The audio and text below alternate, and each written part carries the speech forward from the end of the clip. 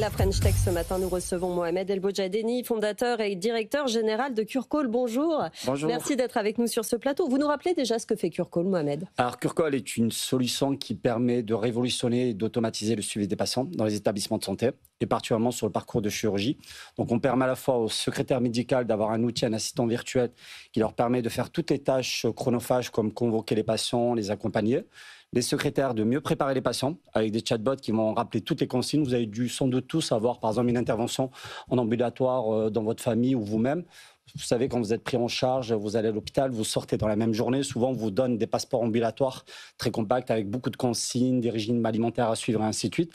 Curcall va s'occuper de rappeler toutes ces consignes, d'envoyer toutes les consignes aux patients. Et enfin, on opère également tout ce qui est suivi à distance des patients. Tout ça par SMS. Et c'est là où on vient faire gagner énormément de temps aux secrétaires et aux établissements de santé. C'est une appli, ça décharge le personnel soignant, c'est bien, ça donne des informations très essentielles aux patients, c'est bien, mais s'il y a quelque chose d'un peu sensible à dire dans un suivi médical, une situation, une maladie qui se dégrade, est-ce que l'humain prend le relais derrière? Oui, toujours. Alors, il y a un logiciel qui est une tour de contrôle qui va permettre, donc une fois que les données ont été collectées, vont être analysées par un algorithme avec un système d'alerte qui est adapté à chaque service, à chaque médecin. Donc, c'est très fin en tant que tel, donc qui permet littéralement d'avoir une tour de contrôle. Simplement, côté patient, il n'y a pas d'application. Tout se passe par SMS. Donc, c'est un peu la force, je dirais, de l'outil. Il n'y a rien à télécharger, il n'y a rien à installer. Et finalement, on est vraiment dans cette tendance où le soin va vers le patient. C'est-à-dire que le patient ne doit pas faire d'effort. Il a déjà un effort à faire, c'est le fait d'être malade, de s'occuper de soi, de respecter toutes les consignes. C'est là où l'information va directement à lui au bon moment. Léa. Et justement, à l'heure de l'IA, de toutes ces applications, pourquoi vous avez choisi un canal aussi basique que le SMS? Alors, il ne faut pas confondre le canal en tant que tel et l'intelligence. Parce que derrière, forcément, on a de l'intelligence artificielle, on a des algorithmes très puissants qui vont permettre d'analyser les données en tant que telles. Justement, comme actuellement, tout le monde est saturé d'outils, et l'un des outils, finalement, même vous, faites l'expérience dans votre vie au quotidien, le SMS continue quand même à être un outil indispensable en tant que tel.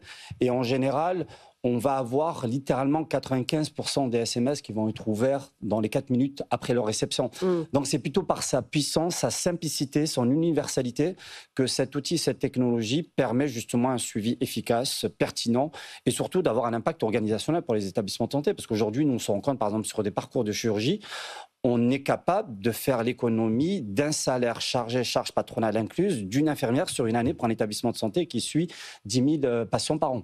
Une révolution en cours pour les établissements de santé, c'est ce que vous dites par rapport à Curcall. Il y a une 50aine d'établissements qui sont suivis. Ça fait combien de patients qui ont été suivis depuis votre création? Alors, depuis la création, ça va faire un peu plus d'1 million de patients. Depuis le début d'année, on en est à peu près à plus de 200 000 patients de suivi par les établissements de santé. Et on continue notre croissance actuellement.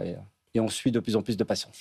Qui les écrit, ces SMS, justement? Qui les vérifie? Qui les check? Qui les rédige? Comment on sait qu'on ne s'est pas trompé de patient et qu'on n'a pas annoncé une maladie à l'un et pas à l'autre? Alors, il y a plusieurs éléments dans votre question. La première chose, c'est justement la puissance du SMS, c'est que les protocoles sont créés par les soignants eux-mêmes. Donc, chaque service, l'établissement de santé achète la solution Curcall et chaque service a la possibilité de paramétrer ses propres expériences. Il dispose forcément aussi d'une librairie chez nous de parcours qui ont été créés depuis plus de 5 ans par d'autres équipes, avec également l'intégration de ce que je pourrais appeler toutes les recommandations médico-légales, l'HAS, des autorités, ainsi de suite. Par contre, on ne fait jamais de diagnostic par SMS. On va faire du suivi des consignes. On va venir, par exemple, suite à une intervention, on va vous demander si vous avez des douleurs, quelle est l'intensité de vos douleurs. On va rester réellement sur la fluidification de l'accompagnement, mais il est hors de question de faire du diagnostic, d'autant plus qu'on ne fait pas du diagnostic à distance. En tout cas, pas par SMS. Est-ce que vous pouvez détecter qu'un patient est dans une situation dangereuse, par exemple? Oui, c'est déjà arrivé, même à 2 établissements en Île-de-France, que je ne citerai pas particulièrement parce que justement, il y a encore, j'allais dire, une enquête qui est en train d'être menée. On a pu sauver la vie de 2 patients. Un patient qui avait fait une overdose, plutôt qui avait fait un surdosage d'un traitement. Et du coup, dans les échanges avec le chatbot et les réponses au chatbot de suivi post-intervention, il avait mis certains mots spécifiques que l'infirmière a tout de suite détectés comme étant une anomalie. Du coup, il a été contacté et fait revenir urgemment. C'est l'infirmière, c'est un humain qui a détecté ça. Il y a toujours un humain. Okay. On ne remplace absolument pas du tout l'humain, on libère le temps soignant. Aujourd'hui, ce qu'il faut savoir, c'est qu'une infirmière peut passer jusqu'à 4 heures, voire 5 heures au téléphone pour pouvoir préparer les patients, les relancer. Je donne un exemple très simple. Vous savez, si vous êtes opéré demain dans un établissement de santé, la veille, vous allez avoir quelqu'un qui va vous appeler pour vous donner votre heure de convocation. Qu'est-ce qui se passe traditionnellement? Les patients rappellent l'infirmière les rappelle et on va jouer un peu à ce ping-pong d'appels et ainsi de suite. Là, l'avantage qu'il y a, c'est que le patient est convoqué au bon moment, on libère le temps nécessaire et l'infirmière peut justement se consacrer aux patients qui en ont le plus besoin. Mais il y a encore tous ces appels et tout, parce qu'aujourd'hui, avec Doctolib, on est habitué à avoir la petite notification, même les mails, les SMS. Il y a encore vraiment tous ces appels aujourd'hui? Plus de 70% des établissements de santé continuent à avoir une gestion artisanale de ces flux-là. Ça coûte combien aux établissements? Là, on disait 50 établissements qui ont adhéré à CureCall. Ça coûte combien pour eux, finalement, ce gain en temps de temps de personnel, quoi? Alors aujourd'hui, nous, ce qu'on leur permet, c'est que pour 2 € le patient suivi, oui. Donc, quelle que soit la taille du protocole, le nombre d'interactions, finalement, aujourd'hui, on leur permet de gagner littéralement 2 € de bénéfice. C'est-à-dire que globalement, on leur apporte 4 € en termes d'économie. Par patient? Par patient. Okay. Mais eux, c'est un abonnement? Oui, c'est une licence au volume patient. Typiquement, vous êtes un établissement de santé, vous suivez 10 000 patients, ça vous fait une licence à 20 000 € annuels qui vous permet de suivre l'ensemble de vos patients.